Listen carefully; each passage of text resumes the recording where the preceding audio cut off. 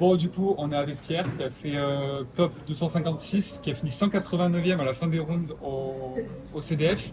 C'est quand même un score assez intéressant, vu que c'était ton premier CDF. C'était mon Et premier tu CDF. jouais quoi du coup? Je jouais Labyrinthe Ikea, Ouais, la version meuble. la version meuble, la version. Ok, ça marche. Bon, bah, du coup, tu vas nous présenter ta decklist. Ça va permettre à des gens de voir un peu ce que fait le deck. Ouais. Et aussi bah, de pouvoir voir qu'est-ce qui marche pas dans cette decklist. Et bah, du coup, je te laisse commencer par nous présenter peut-être déjà tes rounds et enfin, tes match-ups et tout ça. Du coup, round 1, j'ai joué contre Van Kish, j'ai lose le dice, j'ai gagné 2-1. Il connaissait pas trop ce que faisait Labyrinthe et tout, donc il a pas gospel mes cartes. Et game 2, j'ai réussi à turbo Virus Monstre plus Virus Magie, donc voilà, j'ai gagné. Game 2, je tombe contre un Tirishizu, j'ai lose le dice, je fais 2-0, il a brick, et la deuxième, j'ai Evenly. La 3, je go contre un cash, je lose le dice, je win 2-1. Ok. Je remonte le board avec les meubles qui set des welcome, des big welcome, des Evenly. Et game 3, je turbo Virus Magie, je le end loop complètement.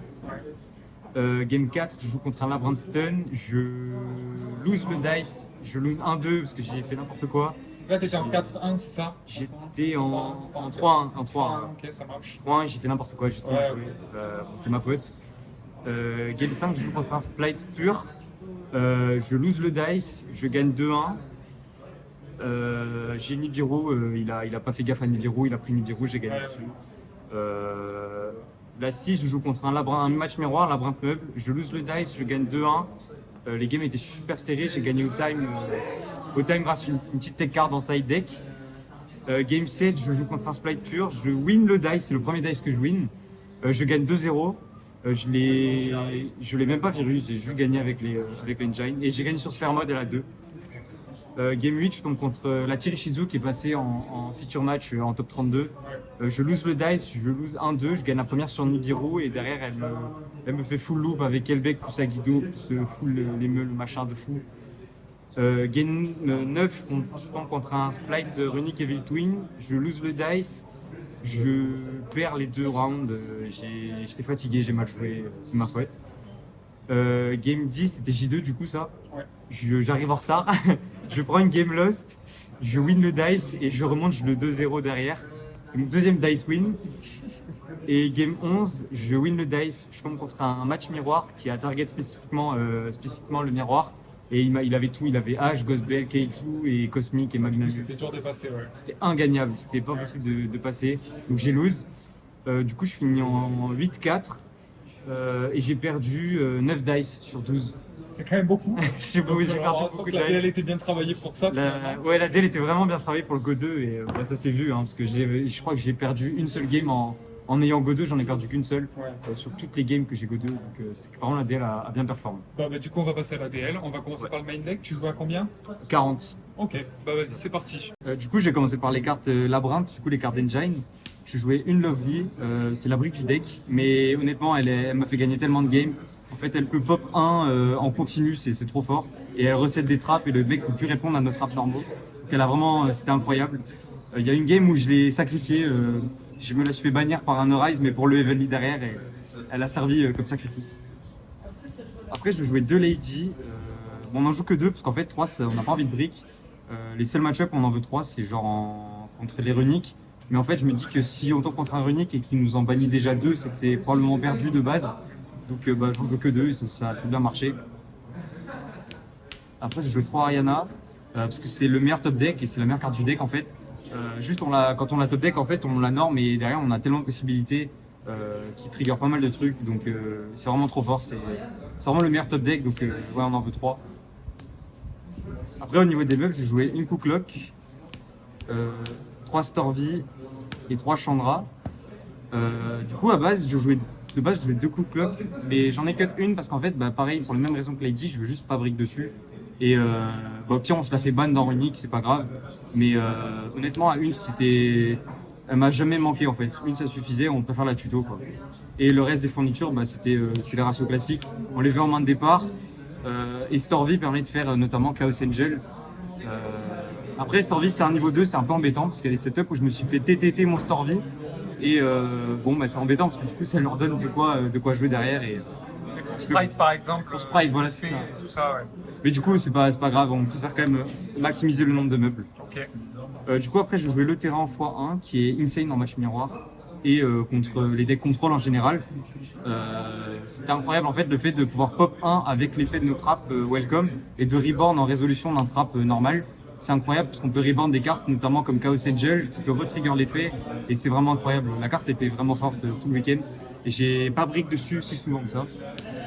Après, je jouais 2 welcome et 3 big welcome. Du coup, welcome on l'a joué à 2 parce que en fait on veut pas brick dessus et 2 ça suffit. Il y a même des setups où je peux en side 1 contre les decks vraiment combo quand je go 2 parce qu'on veut pas forcément l'avoir en main de départ. Et big welcome parce que c'est la meilleure trappe de l'engine. On en jouait 3.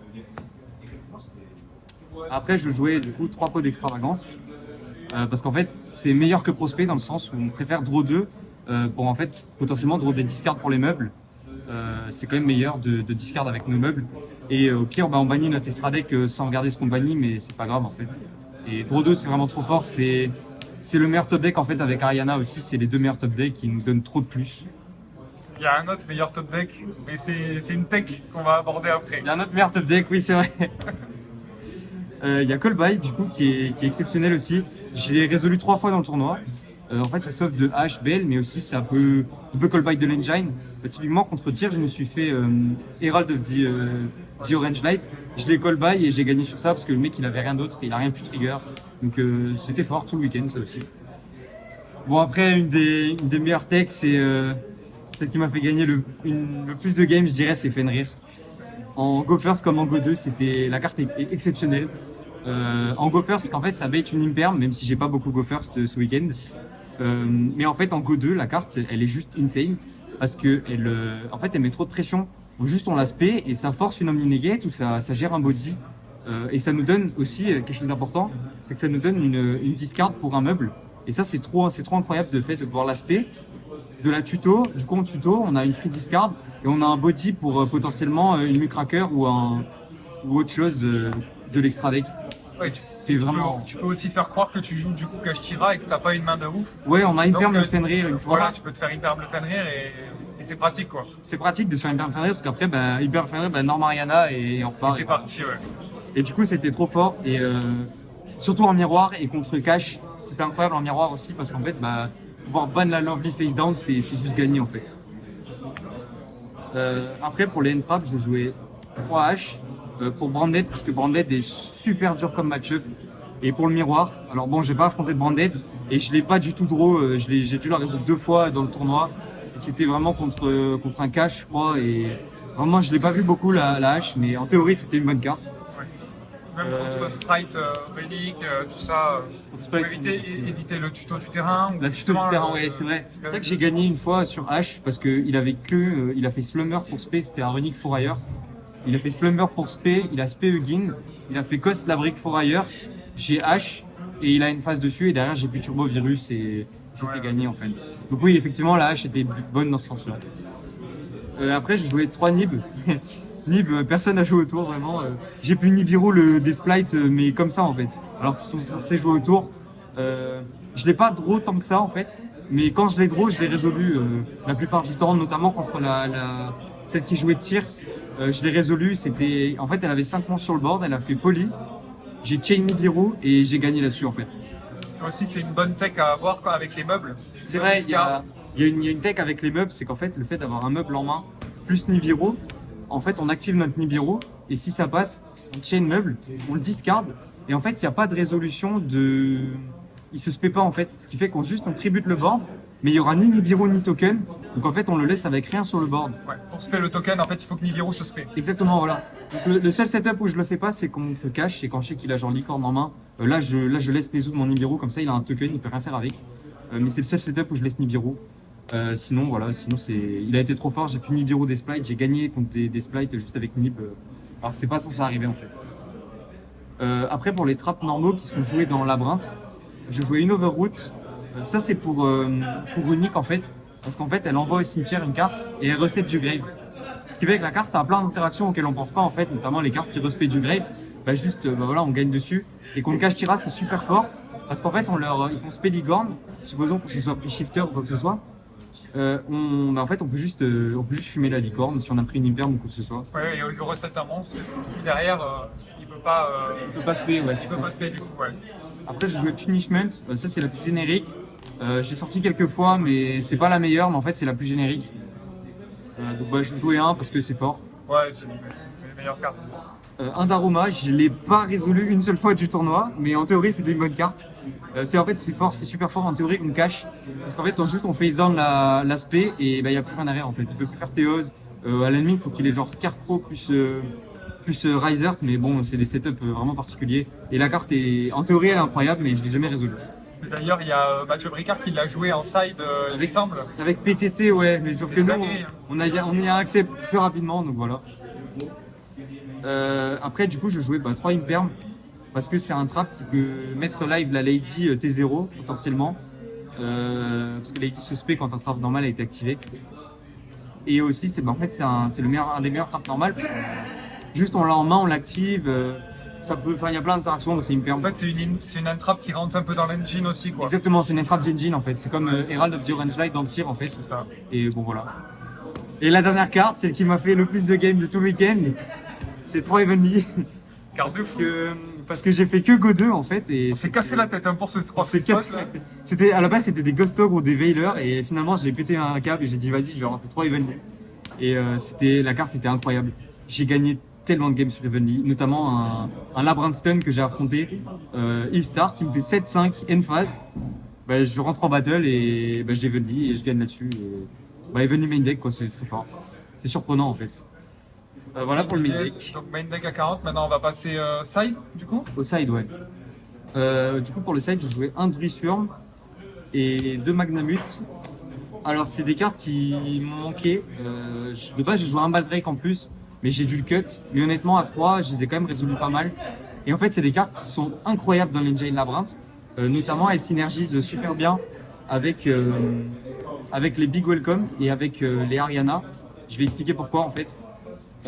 Parce qu'en fait, les Big Welcome, supposons qu'on a un Magna plus une Big Welcome, en fait, on peut spé notre Magnamut, déclarer son effet, donc en une phase, on va tuto notre Druiswurm, et en fait, faire notre Big Welcome, donc boon sur le Magnamut, spé un Labyrinthe, ce qui fait qu'en main, du coup, on a deux bestiales, dont un autre Magnamut qui peut retuto en une phase.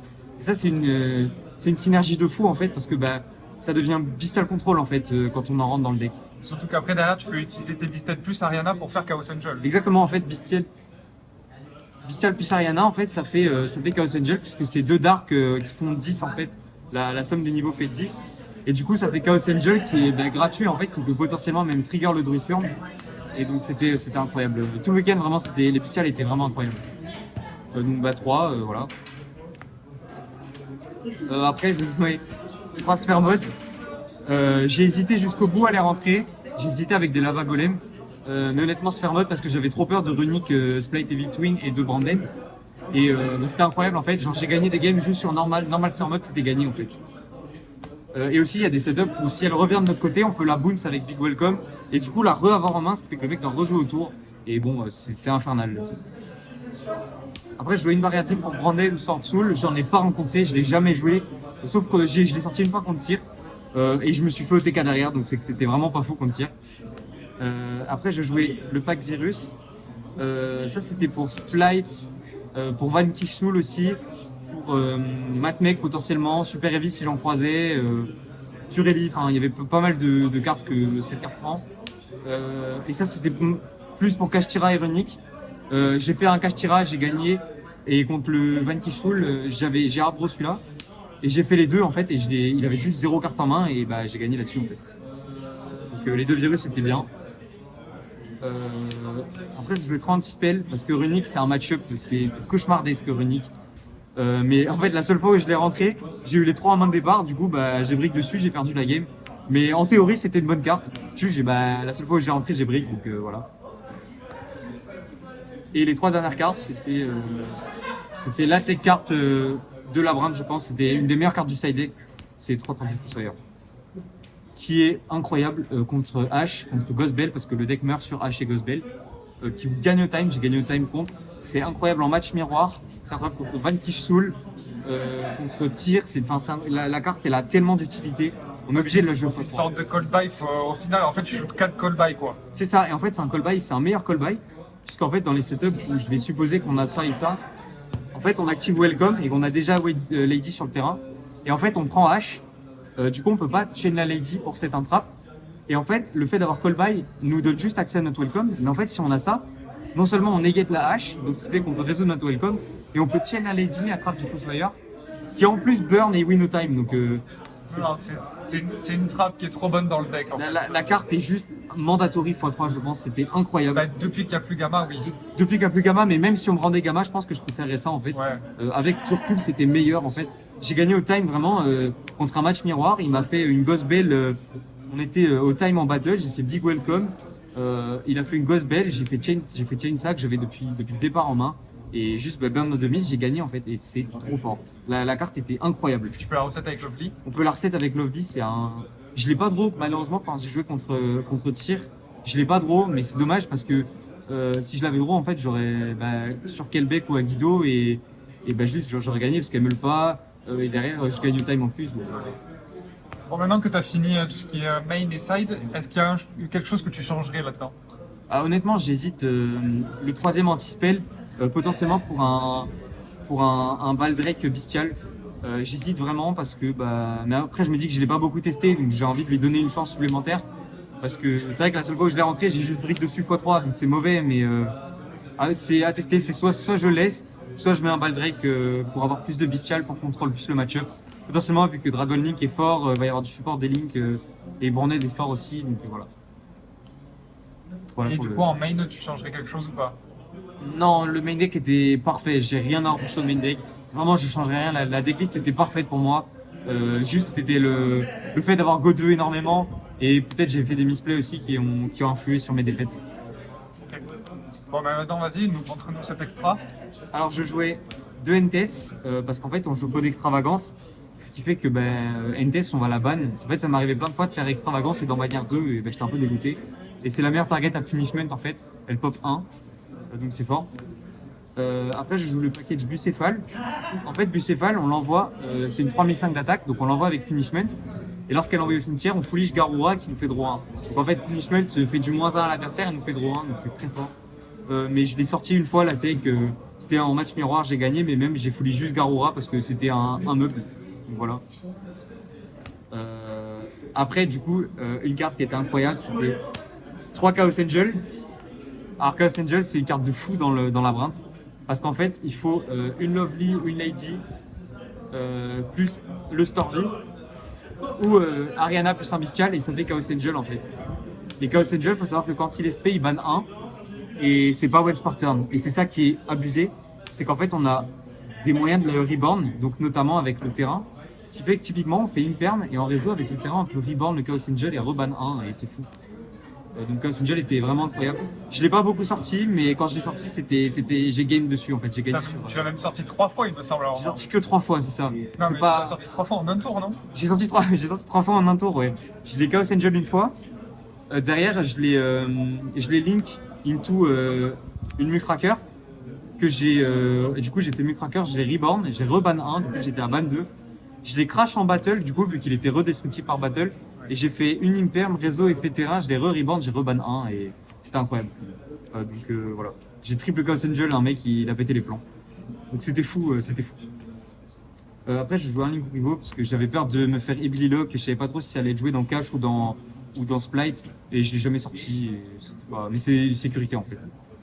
Après je jouais un Cerber pour out Denko et Jinzo, mais j'ai jamais sorti pareil.